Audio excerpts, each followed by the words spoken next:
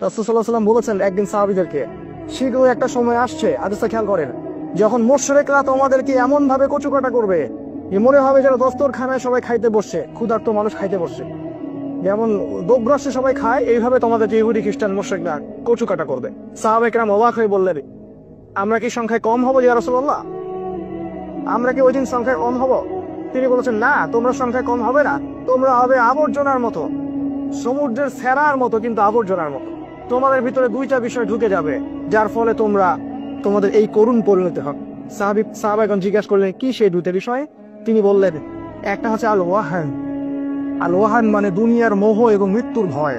তোমরা আল্লাহর পথে জীবন দিতে চাইবে না, হক কথা বলতেই চাইবে না। জীবন দেওয়া তো দূরের কথা, জীবন দেওয়া তো অনেক বড় স্টেজ, হক কথাটা বলতেও চাইবে না। আর একটা জিনিস তোমাদের ভিতরে ঢুকে যাবে, সেটা হলো দুনিয়ার মোহ। এই দুইটা বিষয় যখন তোমাদের ভিতরে ঢুকে যাবে, তখন তোমাদের এই পরিণত হবে।